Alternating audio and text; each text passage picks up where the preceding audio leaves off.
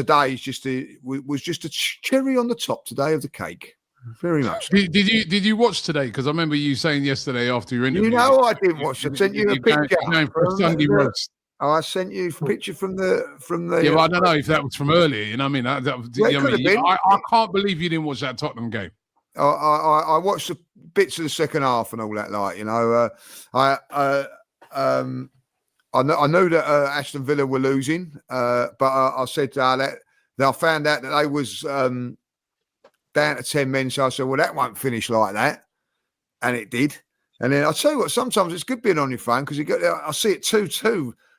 Man United, Fulham. Aye, that looks like come on, Fulham, and then it come up 3-2. But no, listen, you know, it's a great day for us. But I didn't really want to be cheering on Spurs today. I'll be honest. I don't know if you guys cheered them on. I would never cheer a goal on. I was just sat there and watched it. When the final whistle went, I just turned over and watched the Arsenal ladies. That was more important to me, like, you know. So at the end of the day, it's all, as I said, and I'll keep by this, it's what we do, what matters. And, you know, listen, like this time last week, we was all very, very down, weren't we? Because it was only 4 points. This week now, it's 6 points. And as you can say, we're all a little bit more relaxed. And I'll tell you what, I'm going to sleep well again tonight. No, it was probably... I was really surprised by the Villa one, to be honest. I had that one as a bit of a, you know, Brentford. I just thought, nah, no chance. And then I see they were down to 10 men.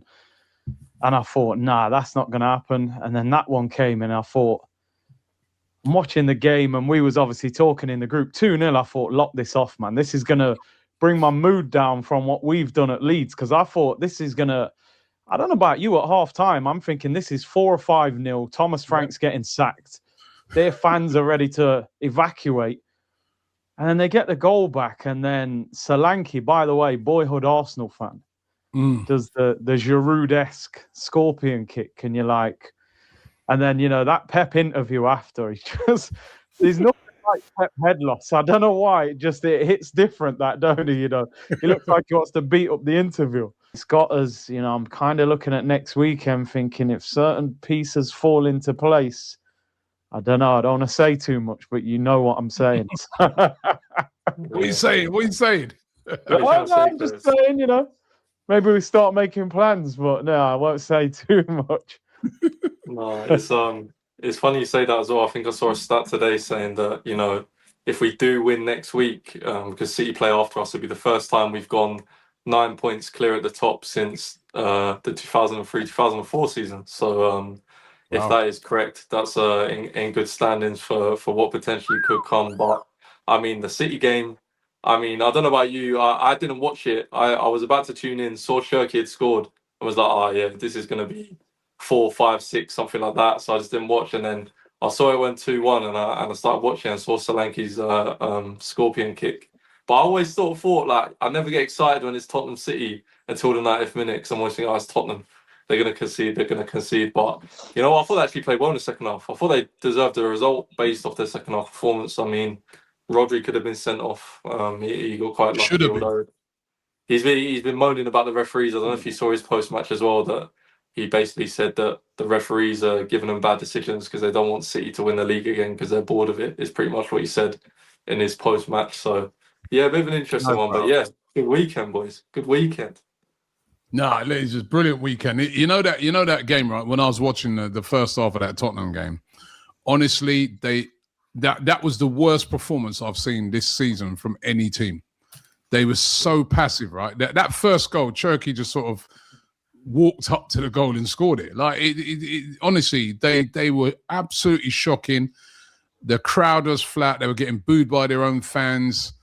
You know what I mean? They didn't, you know, they looked scared. And it was a complete transformation in the second half. Once they got that goal back, which again, I was like, how did they score? I actually thought that was a foul. I thought they got a bit fortunate in getting that goal. But once they got that goal, you know, they fully deserved. They could even have won it, Tottenham. Yeah. And I'm telling you this, right? I was watching City and I'm like, they ain't going on no 10-game run. Not that City. That is not the City of a cup. Remember, not even the City of last year weren't that great either. That's what people fail to understand. It was the City of the season before that was that exceptional team that went on that great run where you had a prime Rodri, De Bruyne. I look at this City team now. They don't have that. And their defense is all over the place, man. All over there. They were getting carved up in that second half. And I just think when you compare them to us, I saw a Leeds fan, I think it was on BBC's website or something. He was talking about the Arsenal game, right? A Leeds fan. And he goes, people criticize Arsenal for set pieces. He goes, they're the best team that's come to Ellen Road. And he goes, what he saw is a team that's good at everything. And I thought that was a very good description. He goes, they're good at everything. They're good at defending. They're good at defending set pieces. They're good at keeping the ball and passing the ball. They're good at attacking. And they've got a good goalkeeper. You know what I mean? And he goes, that's why they're going to win the league. And I thought that was an accurate... People like to... This stuff about set pieces and all this rubbish, and I keep seeing this narrative, if Arsenal win the league, it's the worst ever, and all this crap. Absolute rubbish. Unfair criticism of Arsenal's style of play, saying it's going to be the worst ever. It's almost like they're trying to prepare themselves for when we win it. And I'm with you guys, right? If next week we beat Sunderland, and remember, we play first. I think Villa play at 3:00 as well. I think and they ain't got an easy game. They've got to go away to Bournemouth. They could be out of it next week if they lose that, right? If we beat Sunderland, and I think Sunderland, no Granit Xhaka still, he's going to be out of that game, right? He's a very influential player for them. Then City, if they don't beat Liverpool, and they would say to lose to Liverpool, and that turns into 9 points, it's a long way back for them because I just don't see them. Because the thing is, we always seem to forget, right, is that when you're like 9 points in front, even 6 points in front, the teams that are chasing, they've just got no room for error. That's the pressure that is on them. A draw in a game, and if the team that's the points ahead win, you're bang in trouble, as we saw today with City. So next week could be a massive... I mean, this was a massive week. And you said it right, Jack. You know, I wanted to see a big win. Wanted to see how they reacted to that Man United loss. It was a brilliant reaction. Remember, they won during the week with a much-changed team, did the business again on Saturday. And I'll tell you, if it was to turn out next week that we won against Sunderland, won't be easy, and then City were to slip up against...